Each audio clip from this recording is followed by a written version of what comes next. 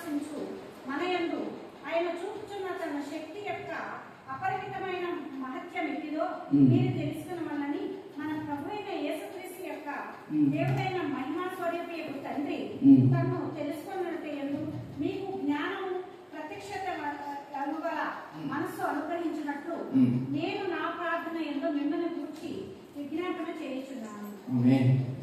ఇక్కడ ఈ రాస్తుంది ఎవరికి రాస్తున్నాడంటే అపోస్తలుడైన పౌలు ఎఫెసీయులకు చర్చ్కి ఎఫెసీయుల సంఘానికి రాస్తున్నాడు. వాళ్ళకి రాస్తుండగా ఈ లాస్ట్ భాగంలో ఆయన ఏం చేస్తున్నాడంటే ఆ ఎఫెసీయుల చర్చ్ కోసం అంటే ఎఫెసీయుల సంఘం కోసం ఆయన ప్రార్థన చేస్తున్నాడు. ఆ ప్రార్థనలో ఏమంటున్నాడంటే ఎఫెసీయులు 1:15 మనం చదువుకున్నట్లు ఆయన దేని గురించి ఎక్కువ ప్రార్థన చేస్తున్నాడంటే spirit of wisdom and knowledge అంటే దేవుని బట్టి వాళ్ళ ఆ రెవల్యూషన్ కానీ ఆయన గురించి కలిగే ఆ జ్ఞానం గురించి మనకి ఆ జ్ఞానం కలిగి ఉండాలని ఆయన ప్రార్థన చేస్తున్నాడు. సడన్గా నువ్వు ఎవరైనా పాస్టర్స్ కానీ నార్మల్గా దైవ సేవకులు ఒకవేళ మీకు ప్రార్థన చేస్తే మీకు దేని కొరకు లేకుండా మీరు కానీ దేవుడి దగ్గర ప్రార్థన చేస్తే దేని కొరకు చేస్తారు? మన అవసరాల కొరకు, మనకి ఏ సమస్యలు ఉన్నాయో, మనకి ఏ ప్రాబ్లమ్స్ ఉన్నాయో వాటి కొరకు మనం ప్రార్థిస్తాం. కానీ ఇక్కడ అపోస్తలుడైన పౌలు దేని కొరకు ప్రార్థన చేస్తున్నాడంటే ఆ సంఘస్థులకి అంటే ఇది మనకు కూడా రాస్తున్నాడు. దేవుడు కూర్చిన ఆ జ్ఞానము అది ఒక చదువుతున్నామని ఎఫెసియన్స్ 1:15 నీ హేతువు చేత ప్రభువైన యేసునందలి మీ విశ్వాసమును గూర్చి పరిశుద్ధులందరి ఎడల మీరు చూపుచున్న విశ్వాసమును గూర్చి నేను వినినప్పటి నుండి మీ విషయమై మానక దేవునికి కృతజ్ఞతాస్తుతులు చెల్లించుచున్నాను. మరియు మీ మనోనేత్రములు ఇక్కడ మనం గమనించాల్సింది ఈ భాగం. మరియు మీ మనోనేత్రములు వెలిగింపబడినందున ఆయన మిమ్మును పిలిచిన పిలుపు వలనైన నిరీక్షణ ఎట్టిదో పరిశుద్ధులలో ఆయన స్వాస్థ్యం యొక్క మహిమైశ్వర్యం ఎట్టిదో ఆయన క్రీస్తునందు వినియోగపరిచిన బలాతిశయమును బట్టి విశ్వసించు మనయందు ఆయన చూపుచున్న తన శక్తి యొక్క మహాత్యం ఎట్టిదో మీరు తెలుసుకోవాలని మన ప్రభువైన యేసుక్రీస్తు యొక్క దేవుడైన మహిమా స్వరూపియగు తండ్రి తెలుసుకొనుటయందు మీకు జ్ఞానమును ప్రత్యక్షతను గల మనస్సు అనుగ్రహించినట్లు నేను నా ప్రార్థనలయందు మిమ్మును గూర్చి విజ్ఞాపన చేయుచున్నాను. హల్లెలూయా. ఇక్కడ దేని గురించి పౌలు ఎక్కువ చెప్తున్నాడంటే యేసుక్రీస్తులో ఉన్న వారికి కలిగే ఆ మహిమైశ్వర్యం ఏంటిది, ఆయనలో ఉండే వారికి కలిగే ఆశీర్వాదాలు ఏంటి, వీటి గురించి చాలా మందికి తెలియకపోవచ్చు. కానీ అదే ఎఫెసీయులకు రాసిన పత్రికలో ఫస్ట్ వర్స్ 3 అంటే 3వ వచనం చదువుకుందాం.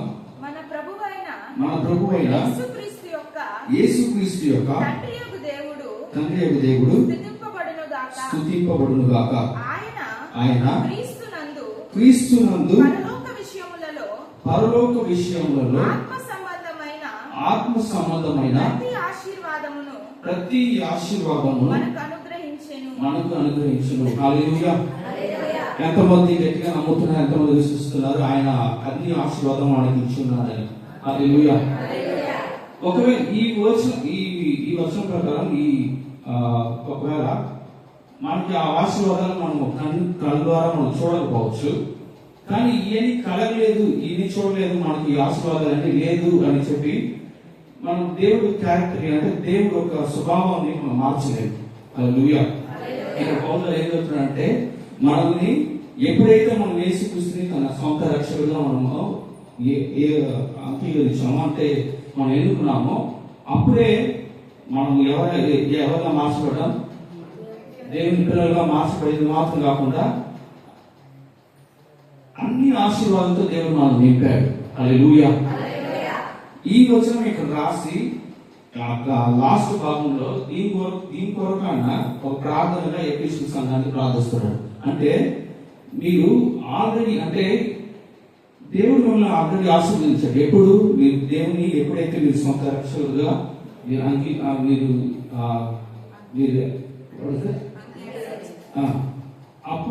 అప్పుడే దేవుడు మమ్మల్ని ఆశీర్వదించాడు. హల్లెలూయా.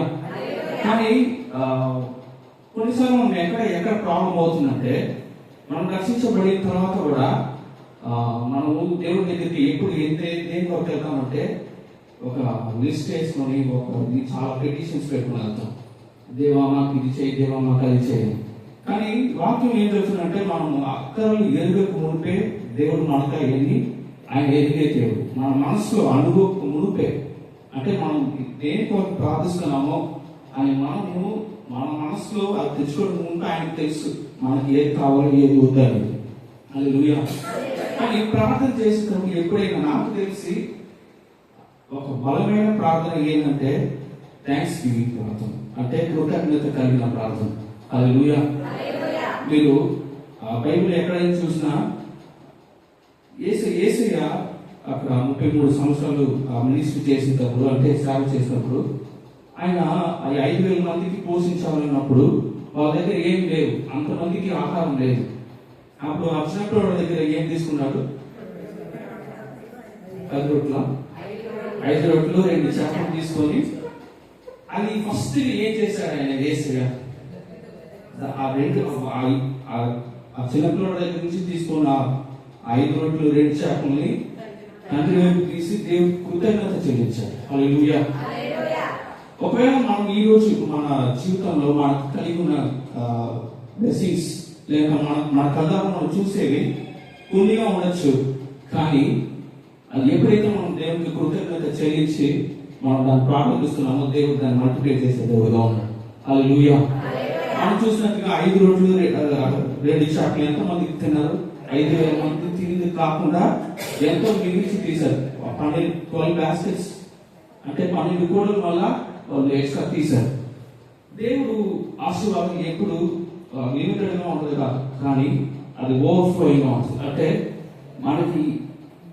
మనం అనుకుంటాం నాకు ఇది చాలే, కానీ మనం దేవుడు అందు నమ్మకంగా ఆయన వాక్యంలో మనం నమ్మకంగా ఉంటే ఆయన మనం అనుకున్న దానికంటే ఎక్కువగా ఆశీర్వదించే దేవుడు. హల్లెలూయా. ఇప్పుడు నార్మల్ గా మనం చూస్తే పిల్లలు ఉన్నారనుకోండి, వాళ్ళ తల్లిదండ్రుల దగ్గర ఏదైనా ఒకటి అడిగితే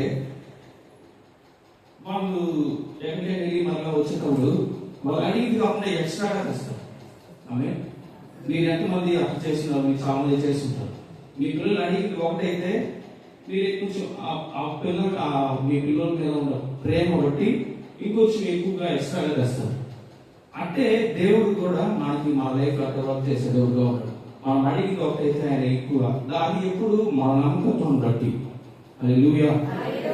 మన నమ్మకం ఎక్కడ ఉండాలంటే దేవుడు వాక్యం మీద ఉండాలి. హల్లెలూయా.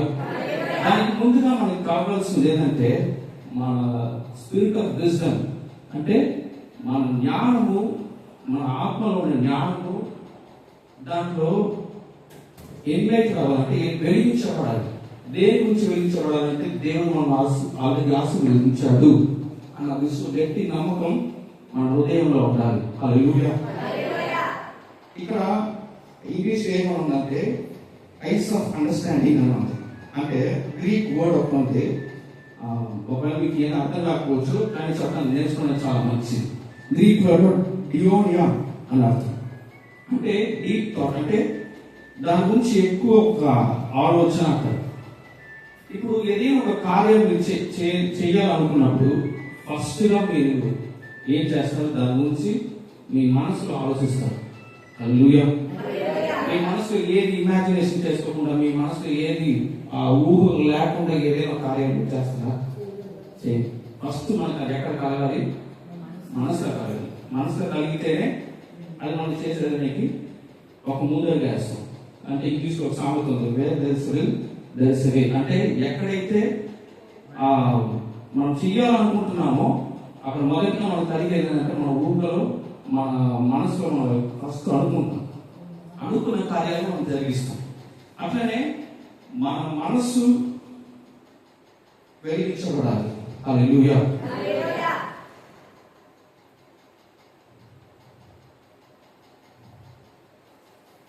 ఎందుకు ఈ మనసు వెలిగించబడాలి అని మనం ఇప్పుడు ప్రకటిస్తున్నానంటే ఆయన చేసిన గొప్ప కార్యాలు బట్టి. హల్లెలూయా. ఆయన చేసిన గొప్ప కార్యాలు ఏంటని అడిగితే మీరేం చెప్తారు?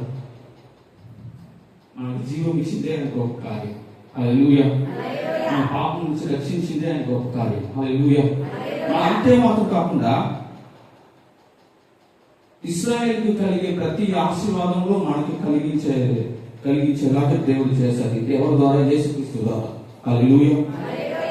అబ్రహాంకి ఏ ఆశీర్వాదాలు అయితే అన్ని ఉన్నాయో అన్ని ఆశీర్వాదాలతో దేవుడు మనం నింపుతాడు. వాటిలో మనం ఒక పాత్రగా దేవుడు మనం చేశాడు. హల్లెలూయా. అంటే ఆ ఆశీర్వాదాల్లో కూడా మనం ఒక పాత్రగా ఏమంటారు తెలుగు పాలివారసులుగా చేశాడు. హల్లెలూయా. ఇది అర్థం చేసుకోవాలంటే మనకి ఏం కావాలంటే మనం మనస్సు వెలిగించబడాలి. హల్లెలూయా. రోమీయులకు రాసిన పత్రిక 12వ అధ్యాయం 1-2 వచనాలు చదువుతున్నాం. కాబట్టి సహోదరులారా పరిశుద్ధమును దేవునికి అనుకూలమునైన సజీవ యాగముగా మీ శరీరములను ఆయనకి సమర్పించుకొనుడని దేవుని వాత్సల్యం బట్టి మిమ్మును బతిమాలుకొనుచున్నాను. ఇట్టి సేవ మీకు యుక్తమైనది. మీరు ఈ ఫస్ట్ భాగంలో ఏం చెప్తున్నానంటే మన శరీరం జీవ బలిగా అర్పించేదే మనం చేసే, ఇంగ్లీష్ లో బాగుంది అంటే లివింగ్ సాక్రిఫైస్ గా అర్పించేదే మనం చేసే నిజమైన ఆరాధన. హల్లెలూయా. అంటే ఎప్పుడైతే మనం ఇట్లా ఈ ఆరాధనలో మనం ఎప్పుడు వెళ్తామంటే సెకండ్ భాగంలో సెకండ్ వర్స్ లో మీరు ఈ లోక మర్యాదను అనుసరింపక, ఇది ఫస్ట్ బాగా గుర్తు పెట్టుకోండి. మీరు ఈ లోక మర్యాదను అనుసరింపక. ఇది ఎందుకు చెప్తున్నామంటే మనస్సు ఎప్పుడు వెలిగించబడిన తర్వాత ఎట్లా మన దేవుడు చేసిన కార్యాలు ఏమంటే ఇప్పుడు ఒకవేళ మీరు కొత్తగా ఎవరైనా రక్షించబడుతున్నారనుకోండి, మనం యేసుక్రీస్తు పాపం నుంచి రక్షణ పొందాలని దేవుడు దగ్గరికి వచ్చి యేసు దగ్గరికి వస్తే మళ్ళీ యేసు మనకి దిగి వచ్చి సిలువలో మరణిస్తున్నాడా? లేదు. కానీ ఇది ఎట్లా జరుగుతుంది? విశ్వాసం ద్వారా జరుగుతుంది. ఏమంటే ఆయన 2000 సంవత్సరం ముందే పుట్టబోయే వాళ్ళ పాపం, చేసిన పాపం అన్నిటిని ఆయన సిలువలో మోసి తీర్చారా లేదా? మీ శాపములు దేవుడు తీసేశారా లేదా? ఎంతమంది ఇంకా ఉందని అనుకుంటున్నారు? హల్లెలూయా. ఆయన 2000 సంవత్సరంలో ఎప్పుడైతే ఆయన సిలువ ఎక్కాడో అప్పుడే వాటన్ని తీసివేశాడు. ఇది మనం ఎప్పుడైతే విశ్వసిస్తున్నామో అది మనకు జరుగుతుంది. హల్లెలూయా. అంటే మనం ఎప్పుడు కొత్తగా ఒక పాపి రక్షింపబడిన తర్వాత మరలా దేవుడు ఈ లోకానికి వచ్చి సిలువ మోయలేదు, కానీ ఆల్రెడీ చేసిందే మనం ఏం చేస్తున్నాం అంటే విశ్వసిస్తున్నాం. హల్లెలూయా. అదే ఒక విశ్వాసకు ఉన్న ఒక ప్రత్యేకత. హల్లెలూయా. ఏమంటే వాక్యంలో చెప్తుంది, మీరు పూర్ణ మనసుతో విశ్వసించి దేవుని సొంత రక్షకుడిగా అంగీకరించినప్పుడే మనకి ఏం కలుగుతుంది? రక్షణ కలుగుతుంది.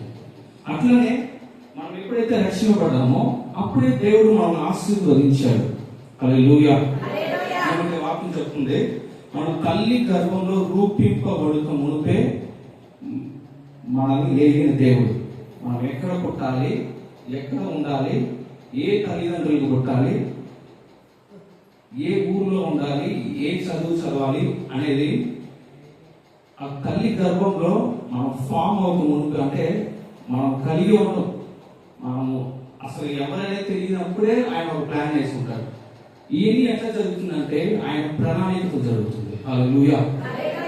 వీటిని మనము అంటే కొంతమంది ఇప్పుడు లైఫ్ ఎట్లుంటున్నారంటే ఒక నిరీక్షణ లేని ఒక జీవితం జీవిస్తున్నారు. అంటే మనం ఉండేది ఎంతకాలం, ఏదో 80 సంవత్సరాలు లేకపోతే 85. అది కూడా చాలా మంది ఇప్పుడు అది కూడా తక్కువ చేసుకొని మనకి ఆ వ్యాధి ఈ వ్యాధులు ఉన్నాయని చెప్పి వాళ్ళ లైఫ్ టైం వాళ్ళే తక్కువ చేసుకుంటున్నారు. అట్లా చెప్పి ఏం చేయబోతున్నాం మనం ఉండవేది ఇంతకాలమే కదా అని ఈజీగా లైఫ్ని గడిపేస్తున్నారు. కానీ మనం చేయాల్సిన కార్యాలు చాలా ఉన్నాయి. మనం ఎప్పుడైతే మన జీవితాలు మార్చబడుతుందో అప్పుడే వేరే వాళ్ళు మనం చూసి వాళ్ళ జీవితాల్లో మార్చుకోవడానికి ఒక వే ఉంటుంది. హల్లెలూయా. దానికి మనం మొదటిగా ఒక ఎగ్జాంపుల్ గా ఉండాలి, అంటే ఉదాహరణగా ఉండాలి. హల్లెలూయా. ఆ భాగం అలా చదువుకున్నాం. Second efficiency 1:13.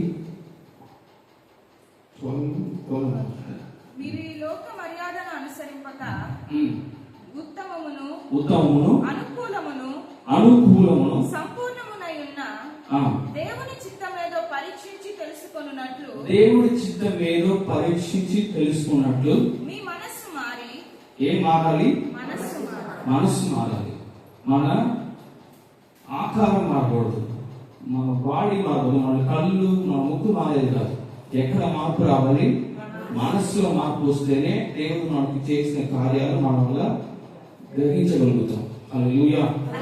ఫస్ట్ భాగంలో ఈ లోక మర్యాదను అనుసరింపక అంటే ఇంగ్లీష్ లో ఏముందంటే do not follow the patterns of the world. అంటే ప్యాటర్న్స్ ఆఫ్ ది వరల్డ్ అంటే లోకంలో ఎవరైనా మీ దగ్గర కరెక్ట్ గా మీ చెప్పిన వాళ్ళు చేయకపోతే మీకు మొదటికి వచ్చేది ఏంటి? మనకు వచ్చేది ఏంటి? చెప్పి మాట్లాడలేకపోతే వచ్చేది ఏంటి? కోపం. ఈజీగా వచ్చేస్తుంది. అది ఎవరైనా చెప్పిస్తారా మీకు? చిన్నపిల్లలు కూడా ఇప్పుడు చెప్పేసిన పని లేదు. వాళ్ళకి ఏదైనా ఒక చాక్లెట్ మనం ఇవ్వకపోతే వాళ్ళకి వెంటనే ఏమొస్తుందంటే కోపం వస్తుంది. ఇవన్నీ చెప్పించి వచ్చే కార్యాలు, ఇవన్నీ లోకంలోనే ఆల్రెడీ ఉండే కార్యాలు. అది మాత్రం కాకుండా మనకి లోకంలో ఉండేవారికి తేడా ఏంటి చెప్పండి? మనకి విశ్వాసంగా అనబడిన మనకి లోకంలో ఉన్న వారికి ఏం తేడా? లోకంలో ఉన్న వారు విశ్వాసం అన్నప్పుడు మనం లోకంలో లేమా? ఎక్కడ ఉంటున్నాం? లోకంలో ఉంటున్నాం. కానీ వాళ్ళకి మనకు ఉండే ఒక డిఫరెన్స్ ఏంటి? What's the difference?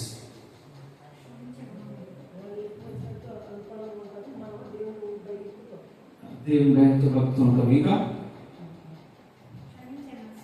క్షమించే మనసు ఉంటుంది. లోకంలో ఉండడానికి అంత ఈజీగా ఉండదు. కానీ క్షమించే వాళ్ళు కూడా ఉన్నారు. దాన్ని దేని బట్టి క్షమిస్తారంటే, కానీ ఇవన్నీ మా దేవుడికి ముందు మనం డిఫెండ్ చేయగాలి. అంటే ఇప్పుడు చాలా మంది ఏమనుకుంటున్నారంటే దేవుడికి ఈక్వల్గా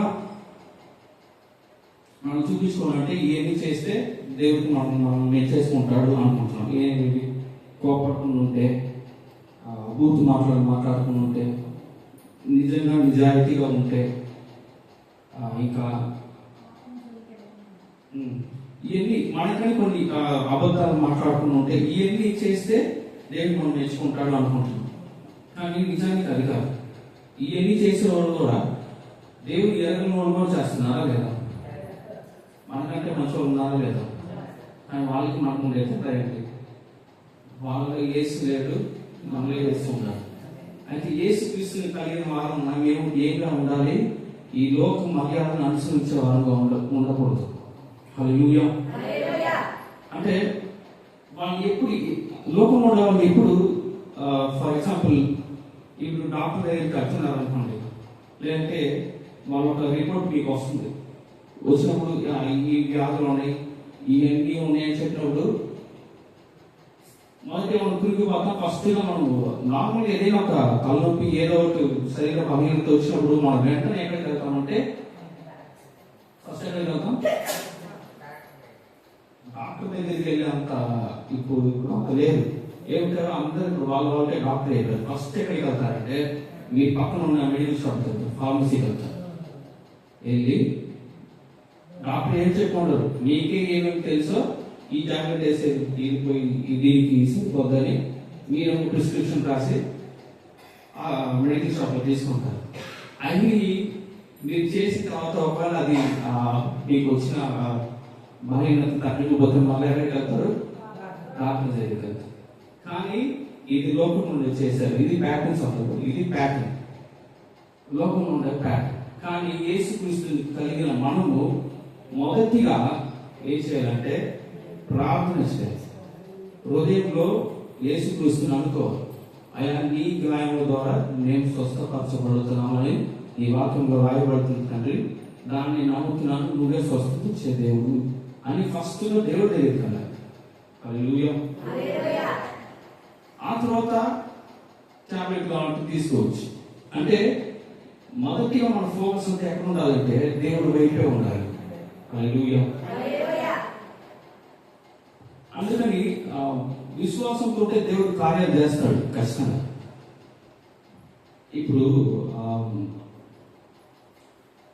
ఒక హాస్పిటల్ అడ్మిట్ చేశారనుకోండి, వాళ్ళకి ట్రీట్మెంట్ జరుగుతుంది.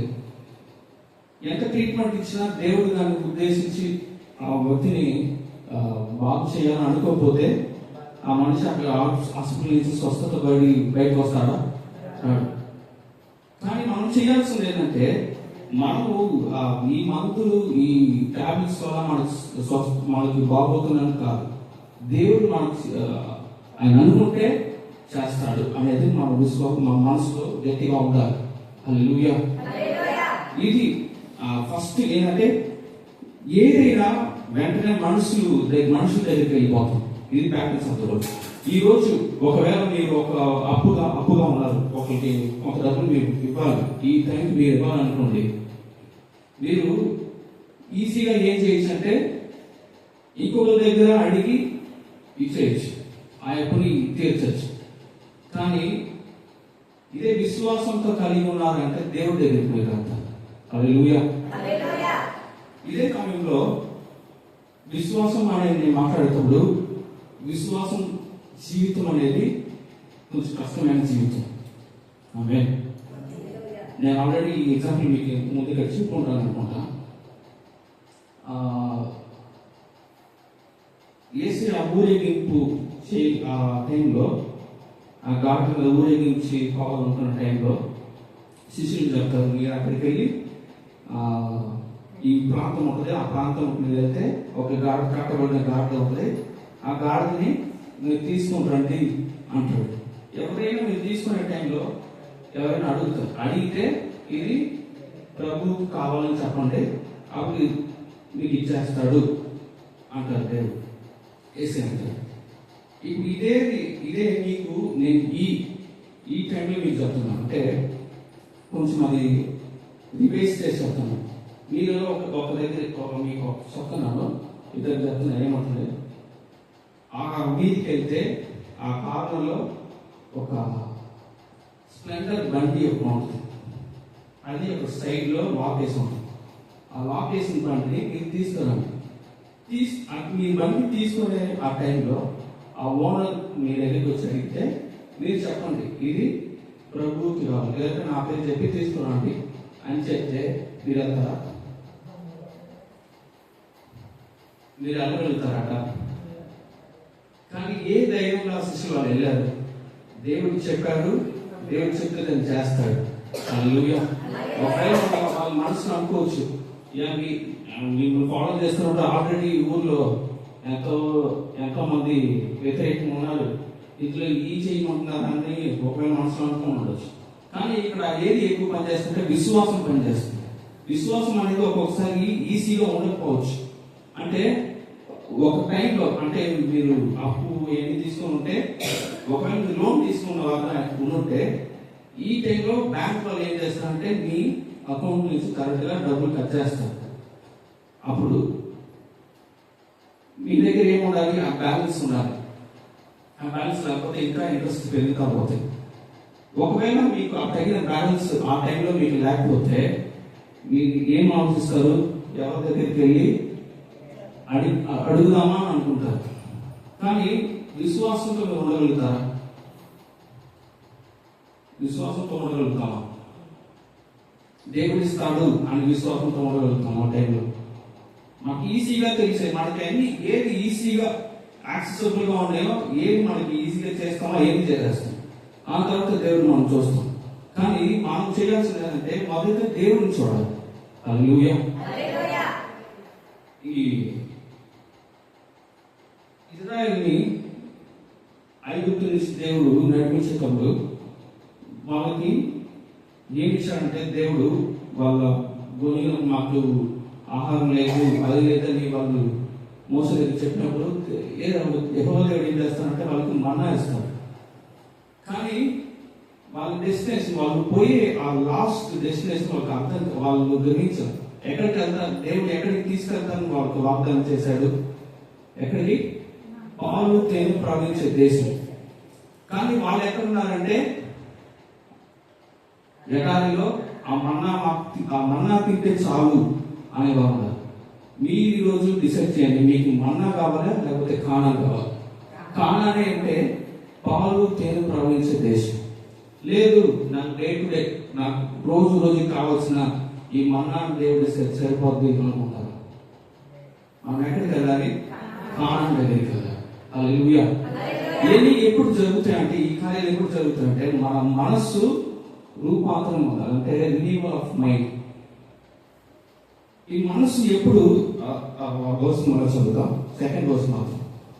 మీరు ఈ లోక మర్యాదను అనుసరింపక ఉత్తమమును అనుకూలమును సంపూర్ణమునైన దేవుని చిత్తమేదో పరీక్షించి తెలుసుకున్నట్లు మీ మనస్సు మారి నూతన మగుట వలన రూపాంతరము పొందుడి. ఏం పొందాలంట? రూపాంతరం పొందాలి. ఏంటిది? మనస్సు. హల్లెలూయా. దానికి ఆ మనస్సు రూపాంతరం పొందిన తర్వాత ఏం జరుగుతుందంటే, మనము ఏమి లోక మర్యాదలు మనం అనుసరిపోము. అది ఎప్పుడు జరుగుతుంది?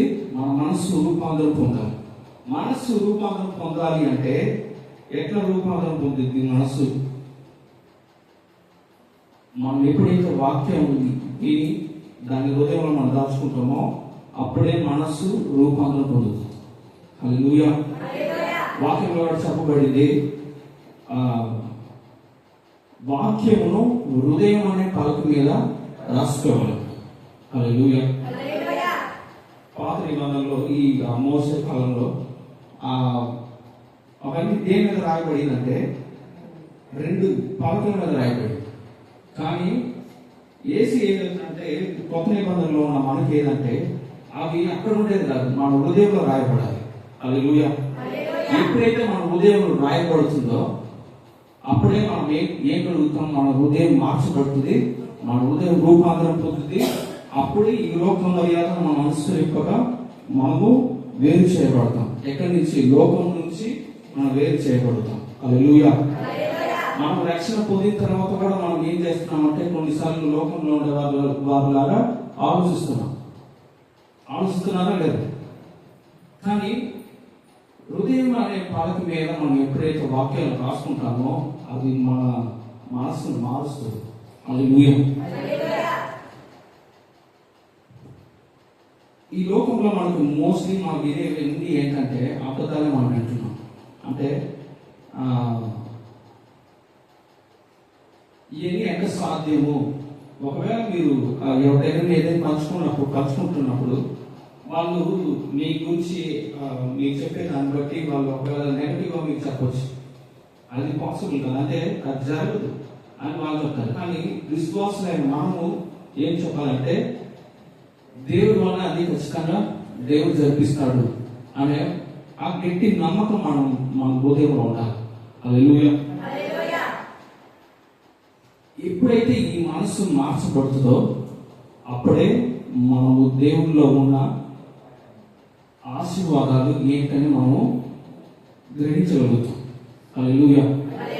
ఎఫెసీయులకు రాసిన పత్రిక 1:3 మనం చదివినట్లుగా దేవుడు మనం ఆల్రెడీ ఏం చేస్తాడంటే మనల్ని బ్లెస్ చేశాడు. అంటే మనం ఈ లోకంలో రూపింపబడు మునిపే, అంటే తల్లి గర్భంలో రూపింపబడక మునిపే దేవుడు మనం నేర్చుకున్నది మాత్రం కాకుండా మనం ఆశీర్వదించాడు. హల్లెలూయా. ఇప్పుడు ఏదేం తోట ఎంతమంది తెలుసు? ఆదాం ఎంతమందికి తెలుసు? ఆదాం తెలుసా? అవ్వ తెలుసా? ఓకే. ఏదైనా తోటని దేవుడు సృజించిన తర్వాత ఆదాం అవ్వని ఆ ఏదైనా తోటలో సృజించి పెట్టారా, లేకపోతే వీళ్ళని ఫస్ట్ చేసి ఆ తర్వాత ఏదైనా తోటను పెట్టాడా? ఎందుకంటే వాళ్ళు కావాలి, మీరు బాగా గ్రహించాలి. అక్కడ ఉండబోయేది ఇద్దరే, ఆదాము అవ్వ. వీళ్ళకి ఇంత పెద్ద తోట అవసరమా? అన్ని పనులు అవసరమా? వాళ్ళకి ఏం కావాలో అవి ఉంటేనే చాలు. కానీ దేవుడు ఎట్లాంటి దేవుడు అంటే మనల్ని అత్యధికంగా ఆశీర్వదించే దేవుడు. హల్లెలూయా. ఆయన ఆశీర్వదించిన తర్వాత మనల్ని ఆ స్థలానికి మనం పిలుస్తారు. హల్లెలూయా. అట్లనే ఈ ఇశ్రాయేల్ జనాన్ని ఆల్రెడీ కానాన్ అక్కడ ఉంది, లేదా వీళ్ళు వెళ్ళిన తర్వాత కానాన్ దేవుడు ఏర్పరిచాడు. కానాన్ ఆల్రెడీ అక్కడ ఉంది కాబట్టి వీళ్ళని అక్కడికి తీసుకెళ్ళాడు. అదేలాగా ఆదాముని అవ్వని ఏదైతే ఒక ఫుల్గా 6 దినాలు సృష్టించిన తర్వాతే వాళ్ళని అక్కడ పెట్టాడు. వాళ్ళకి ఏం కావాలి? ఒకవేళ అట్లా ఫస్ట్ ఆదాము అవ్వని దేవుని సృజించి వాళ్ళని అక్కడ పెట్టి ఒకరోజు సడన్ గా ఆదాముకి ఆకలి, అయ్యో నాకు ఆకలి అయిపోయింది, నేను ఒక అట్టిపండు తినాలి, అట్టిపండు ఎక్కడ ఉంది ఎత్తుకుంటలేడు. దేవుడికి తెలుసు ఆదాముకి ఆకలి అయితే ఏదో తినాలి, తినడానికి ఏదైనా ఒక ఆహారం అక్కడ ఉండాలని తెలిసే అన్నిటినీ ఆయన పక్కగా ప్లాన్ చేసి ఏదైతే తోటను నిర్మించాడు. ఆ తర్వాత వాళ్ళు నిర్మించారు. అట్లనే మన జీవితంలో కూడా మనకి ఏ టైంలో ఏ ఆశీర్వాదాలు మనకు కావాలో అవన్నీ దేవుడు చేసిన తర్వాత మన స్థలానికి తీసుకెళ్లే దేవుడుగా ఉన్నాడు. హల్లెలూయా. ఒకవేళ మనం అవన్నీ గ్రహించకుండా నాకు ఇది చాలు, ఇటుంటే నాకు చాలు అంటే మనం లాస్ట్ వరకు ఎక్కడ ఉంటాం. మనకు దేవుడు పెద్దగా దేవుడు ఆశీర్వాదం చూడలేదు. ఎప్పుడైతే మన ఇమాజినేషన్, మన ఊహ ఎప్పుడైతే ఫస్ట్ మార్చబడుతుందో అప్పుడే మనం ముందడుగు వేస్తాం. ఇప్పుడు ఒకరు ఇల్లు కట్టుకుంటున్నారు అనుకోండి, ఫస్ట్ గా వాళ్ళ మనసులో ఆ ఫలం పోస్తేనే వాళ్ళు ఇల్లు కట్టడానికి ప్రారంభిస్తారు. ఫర్ ఎగ్జాంపుల్ ఇప్పుడు మనము మన కొత్త చర్చ్ మనం కడుతున్నాం. ఇది కట్టడానికి మొదటిగా ఒక ఆలోచన మనకి పాస్టర్ కూర్చోండి దేవుడు ఇచ్చి ఉంటాడు. అది ఇచ్చిన తర్వాత మనం ఇప్పుడు ఇంతగా చూసుకుని ఇంత పెద్ద బిల్డింగ్ లేవపడదు. అట్లనే ఫస్ట్ గా మొదటిగా మన హృదయంలో ఉండే ఆ ప్యారెంట్స్ అంటే లోకం అన్ని పోవాలంటే దేవుడు వాక్యంతో నింపబడిన తర్వాత, మన మనసు మార్చబడిన తర్వాత, రూపాంతరం పొందిన తర్వాత మన మనసులో కలిగే ఊహలను బట్టి దేవుడు కార్యాలు చేస్తాడు. అంటే ఒక వాక్యంలో చెప్పబడింది, మీరు కింద ఉన్నదానే కాదు, మీరు దేన్ని ఎత్తకాలంట పైన ఉన్నదాన్ని. అక్కడ వెళ్ళేవాళ్ళు కాదు, ఎక్కడ చూడాలి? పైన ఉన్నవాళ్ళు. నేను వాక్యం చెప్తున్నాను, రైట్ అందరికీ మీకు తిరుగుతుంది, తిరుగుతున్నా లేదా? ఇట్లుంటే దేవుడి కార్యం చేస్తాడు. మన మనస్సు అంతా ఎక్కడ ఉండాలంటే దేవుడి వైపు ఉండే దానికంటే మొదటిగా ఇక్కడ చెప్పే వాళ్ళు ఉంటేనే ఆ మాటలు మీ మనసులో ఉంటాయి. హల్లెలూయా. మీకు వస్తే డిస్ట్రాక్షన్స్ వస్తాయి, అంటే వస్తాయి, కానీ మీ ఫోకస్ ఎక్కడ ఉండాలంటే దేవుడి వాక్యంలో ఉండాలి. హల్లెలూయా. ఓకే, మనం ఎప్పుడైతే ఆ హృదయంలో మనం మార్చబడతాం అప్పుడే దేవుడి కార్యాలు మనం చూడగలుగుతాం. హల్లెలూయా. నేను ముందుగా ఈ ఎగ్జాంపుల్ చెప్పినట్లుగా ఆదాము అప్పుడు దేవుడు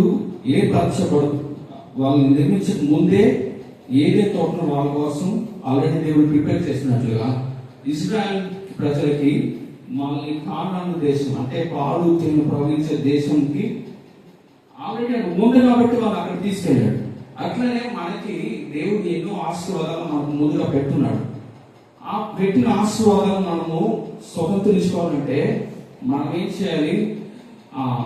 యోషువ కార్యం లాగా మనకు వచ్చి ఎన్ని ఎదురు వచ్చిన కార్యాలు ఉన్నా కూడా దేవుడు చేస్తాడు. అంటే 10 మంది మోస దగ్గరికి వచ్చి ఏం చెప్పారంటే వాళ్ళందరూ ఎంతో గొప్ప వాళ్ళగా ఉన్నారు, మనం వాళ్ళ కంటికి మనం ఎట్లా ఉన్నామంటే గ్లాస్ ఓపెన్ ఏమంటారు, మెడకలాగా ఉన్నాం. ఎవరేం చెప్పారో దేవుడు వాళ్ళ దగ్గరికి ఇశ్రాయేలు ప్రజలకు వచ్చి మీరు మిడతలు వాళ్ళు గొప్పవాళ్ళు అని చెప్పారా? లేదు. చూసారంటే వాళ్ళ మనసు వాళ్ళే తక్కువ మనసు వేసుకొని మన వాళ్ళ కాదు అనుకున్న బట్టే అంతమంది వల్ల ఆ కానాను దేశాన్ని స్వతంత్రించుకోలేకపోయారు.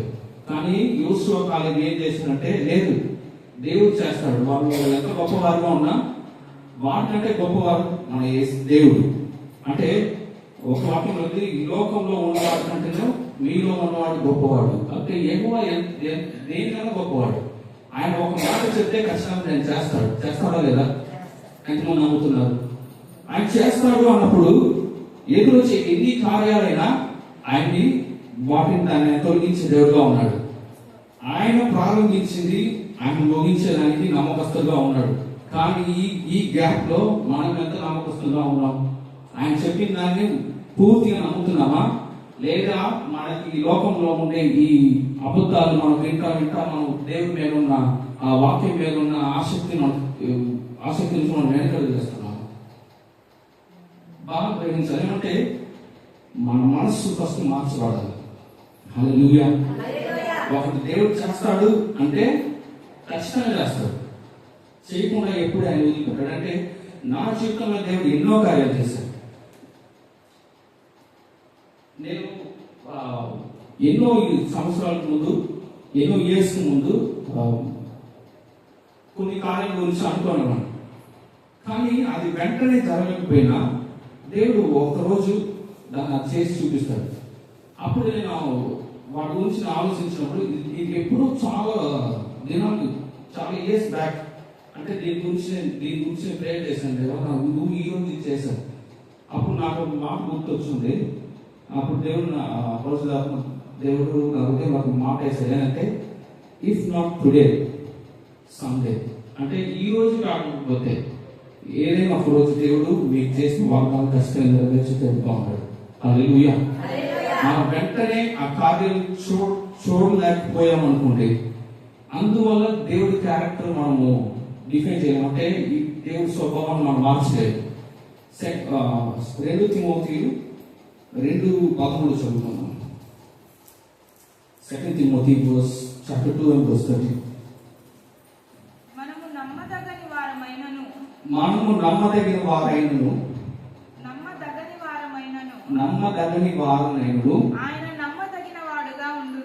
ఆయన నమ్మదగిన వాడుగా ఉండును. ఆయన తన స్వభావమునకు విరోధముగా ఏదీ చేయలేడు. హల్లెలూయా. అంటే ఈ వచనం ఏం చెప్తుందంటే మనం నమ్మకస్తులుగా లేకపోయినప్పుడు కూడా ఆయన నమ్మకస్తులుగా ఉన్నాడు. హల్లెలూయా. అంటే నీకు ఒక వాగ్దానం దేవుడు చేసినప్పుడు ఆ జర్నీలో దేవుడు ముగించే వరకు నమ్మకస్తులుగా ఉంటాడు. ఒకవేళ మనం నమ్మకస్తులుగా లేకపోయినా ఆయన నమ్మకస్తులుగా ఉంటాడు. ఎందుకంటే ఆ వచనం చెప్పండి. మనము నమ్మదగని వారమైనను ఆయన నమ్మదగిన వాడుగా ఉండును.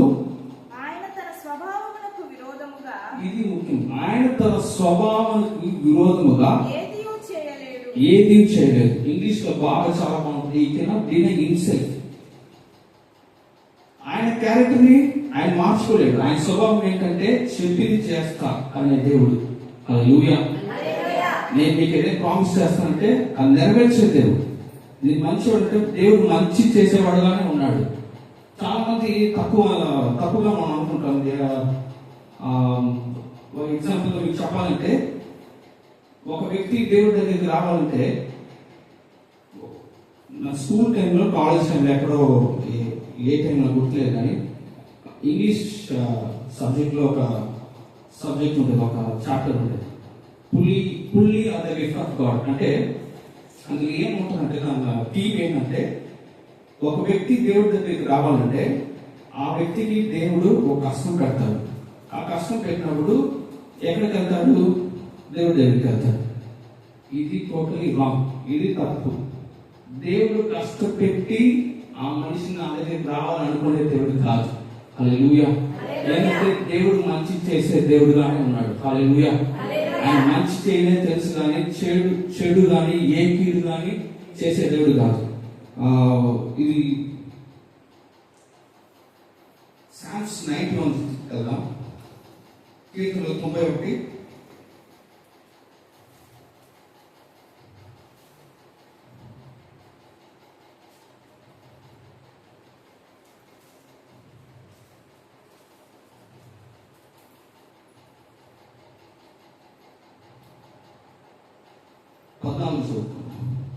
నుంచి అతడు నన్ను ప్రేమించుచున్నాడు గనుక నేను అతన్ని తప్పించెదను.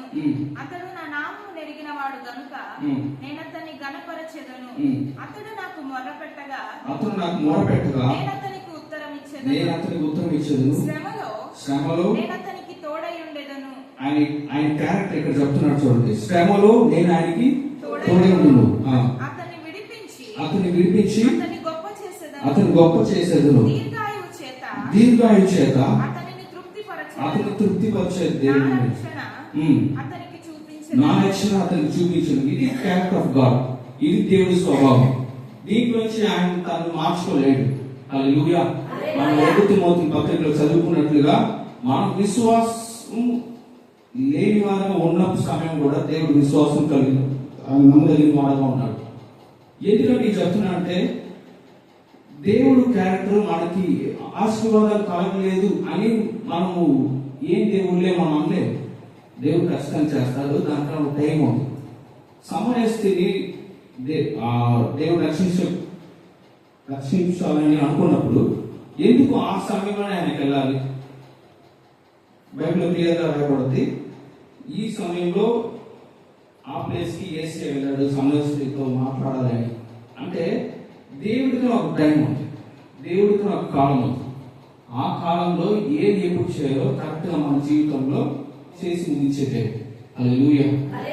ఈ రోజు ఇక్కడి నుంచి ఏం టేక్అవే అంటే ఏది మనం తీసుకెళ్ళాలంటే మన మనస్సు రూపాంతరం చెందాలి. రూపాంతరం చెందినప్పుడు ఈ లోక మర్యాదల్లో మన మనసుగా ఉంటాం. ఇవన్నీ ఎప్పుడు జరిగిందంటే మన హృదయంలో దేవుని మాటలు మనం రాసుకున్నప్పుడు, విశ్వాసంతో ఉన్నప్పుడు. విశ్వాసం ఎట్లా కలుగుతుంది? వినుట వల్ల కలుగుతుంది. ఎప్పుడైతే మీరు ఎప్పుడు చూసినా దేవుడి మాటలు వినాలి. దేవుడి మాటలు ఏంటి? సజీవముల మాటలు, జీవముల మాటలు. అబద్ధాలు మనం వినకూడదు, కానీ జీవం కలిగిన మాటలు మనం విన్నప్పుడు దేవుడి కార్యం చేసే దేవుడుగా ఉన్నాడు. హల్లెలూయా. ఇవన్నీ మన విశ్వాసంతో ఆశీర్వాదం మనం పొందుకోవాలి. మన ఇమాజినేషన్, మన ఊహలు మారాలి. హల్లెలూయా. ఈ కొద్ది వాక్యం దేవుడు దీవించు వాక. ఆమేన్.